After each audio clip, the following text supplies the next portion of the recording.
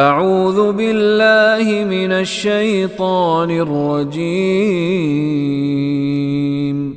بسم اللہ الرحمن الرحیم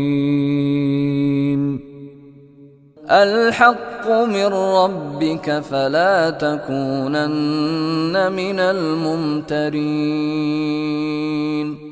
الحق، اصل حق جو ہے، من ربی کا، من سے ربی کا، تمہارے رب کی طرف سے۔ رب اسم ہے، کاف ضمیر ہے، پہلا نکرہ ہے، دوسرا معرفہ ہے، تو ترجمہ کرتے ہوئے کے کی کا اضافہ کیا، ربی کا، تمہارے رب کی طرف۔ الحق من ربی کا، تمہارے رب کی طرف سے یہ حق ہے۔ فلا تکونن، فا کا مطلب پس، لا کا مطلب نہیں، تکونن تے تم کے لیے آیا گیا، کون کا مطلب ہونا، اور تکون تم ہوتے ہو یا ہوگے، آخر پہ نون ثقیلہ آ گیا، یہ بھی یقیناً کے لیے تم ہرگز نہ ہونا، من کا مطلب سے الممترین، تم ہرگز ممترین میں نہ ہونا۔ یہ کلمہ ہماری زبان میں استعمال نہیں ہوتا، بڑی دیر کے بعد آیا ہے، لیکن یہ پتہ چل گیا ہمیں کہ ممترین کے اندر شروع میں الف لام لگ گیا ہے اور آخر پہ یا نون آ گیا۔ یا نون تو جمع کی علامت ہے کیونکہ نون کے اوپر زبر ہے۔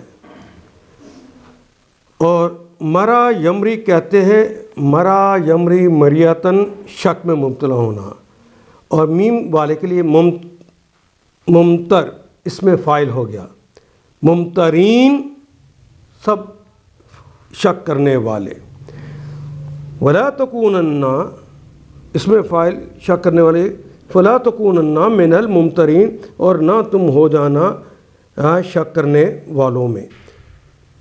میم را یا، ضربا یضربو اس کا باب ہے، آپ ڈکشنری سے نکالیں گے، یا یہ جو کتاب ہے میری، اس کے اسی آیہ کریمہ کو نکالیں، وہاں ممترین کا لفظ لکھا ہوگا، ماضی بھی لکھا ہوگا، مضارع بھی لکھا ہوگا، ہاں اگلی جگہ خالی چھوڑی ہوئی ہے، وہاں پہ آپ نے اس کے معنی لکھنے ہیں۔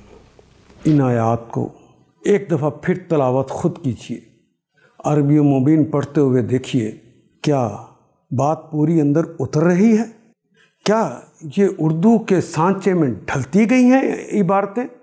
اگر بات سمجھ آنی شروع ہوگی تو الحمدللہ یہی ہمارا ہدف ہے، اور یہ ہدف پورا ہو گیا۔ اللہ میرا اور آپ کا حامی و ناصر۔ الف لام